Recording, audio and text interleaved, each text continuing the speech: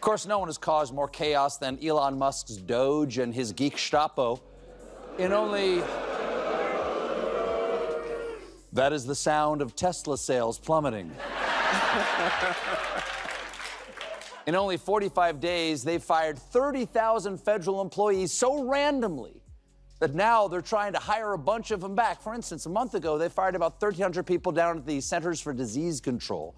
Then yesterday, that agency sent out an email telling about 180 of those employees to come back to work with the subject line, "Read this email immediately."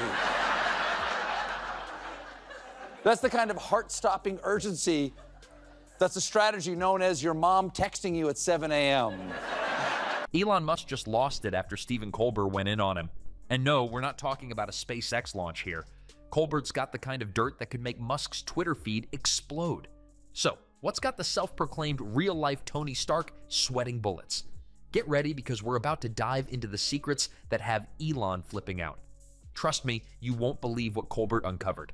Let's get into it. Yesterday alone, Musk lost more than $16 billion.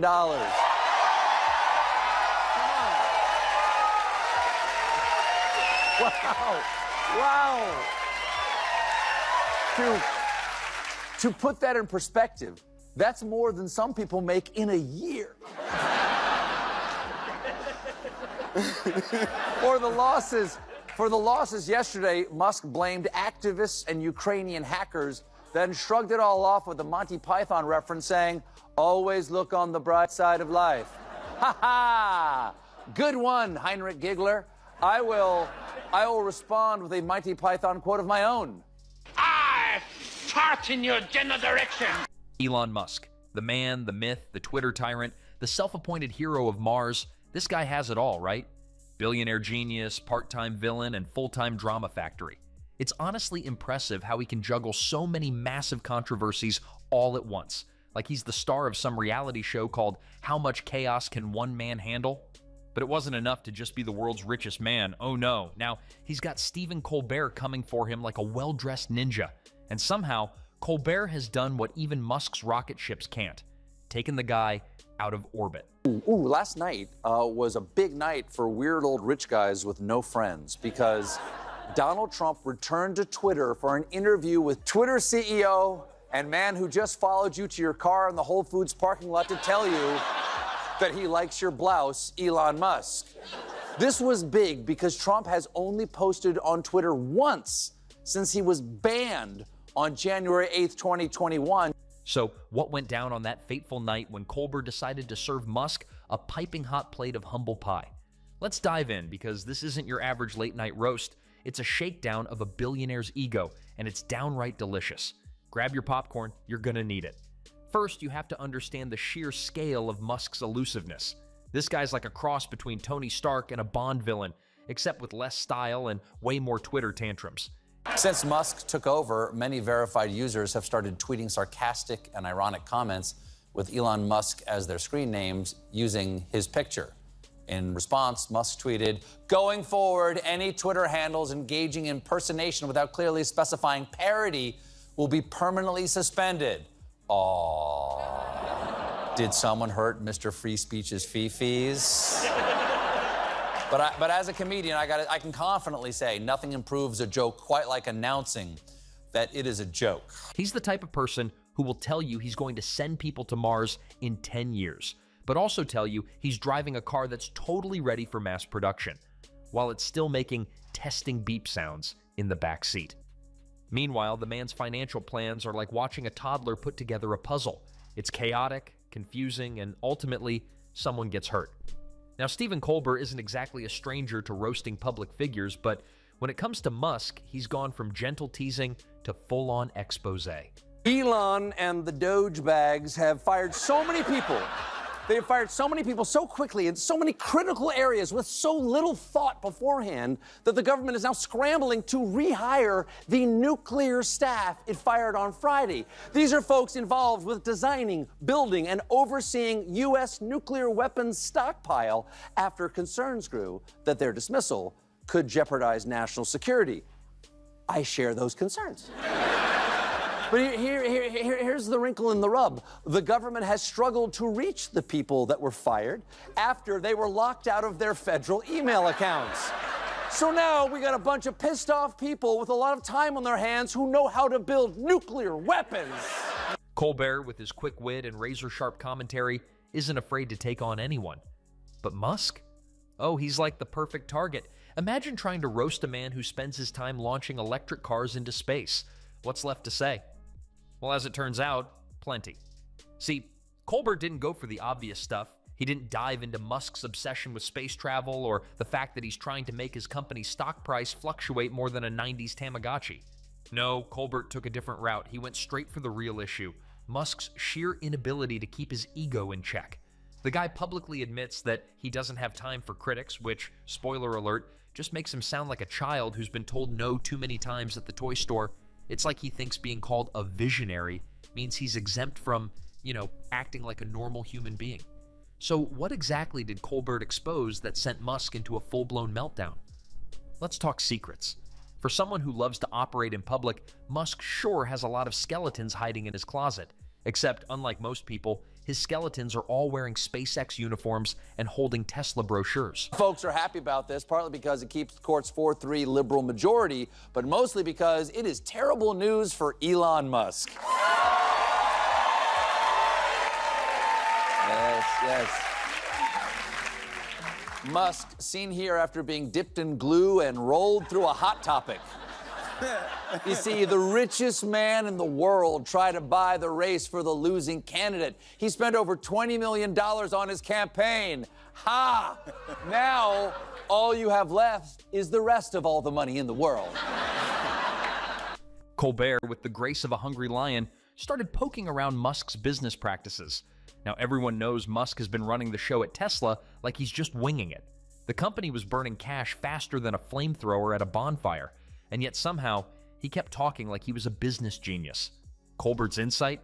Maybe, just maybe, Musk wasn't the all-knowing, perfectly executed genius everyone thought he was. In fact, Colbert might have even hinted that Musk's so-called genius was more like a series of very lucky accidents combined with a ton of press releases written by an army of highly caffeinated interns. Gasp! Did we just unravel the myth? Possibly. But Colbert wasn't done yet. Oh no, he decided to play the long game. Colbert took aim at Musk's other world-changing endeavor, Twitter. That's right, the billionaire who promised us all that Twitter would be the shining beacon of free speech. Right before firing half the staff, banning accounts, and then making weird free speech memes on his personal account. Yes, Musk is now the self-appointed gatekeeper of online discourse, which is like letting a toddler with a sugar high dictate your dinner menu.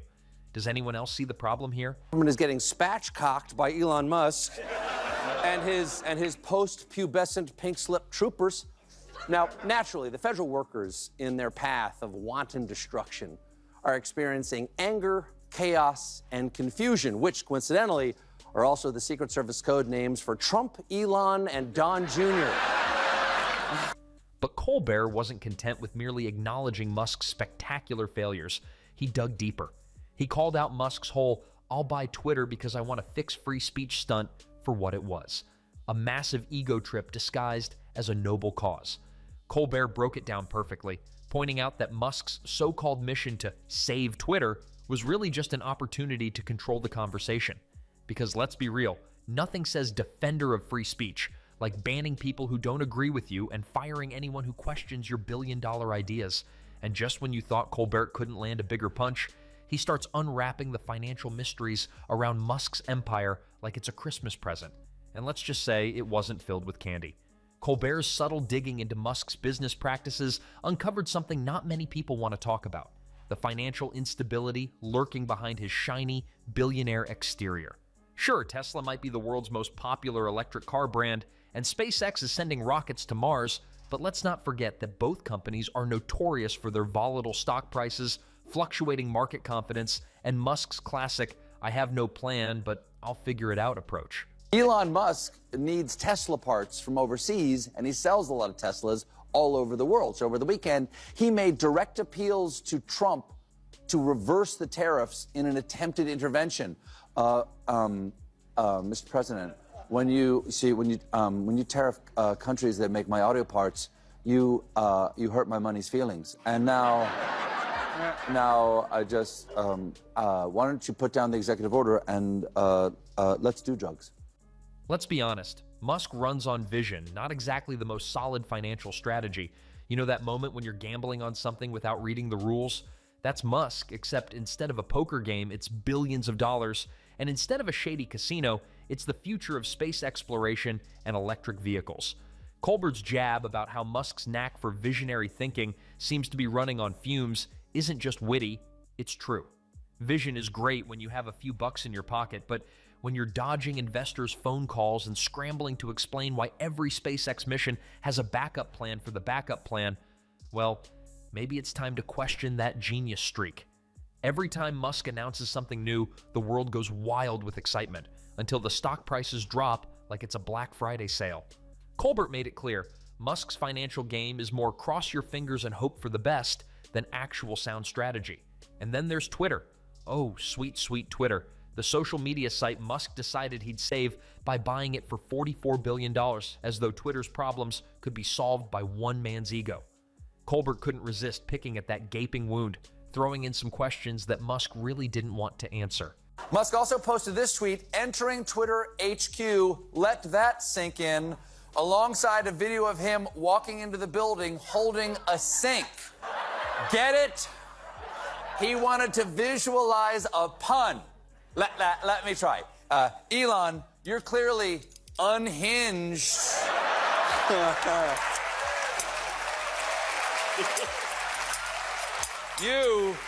You have a screw loose. You have a screw loose. You're nuts. You're nuts. And frankly, hard to watch since you're a tool. Why did Musk buy Twitter anyway? Was it really about preserving free speech, or was it more about making Musk feel like he owned the conversation? Colbert's sly line of questioning seemed to open the floodgates on this one.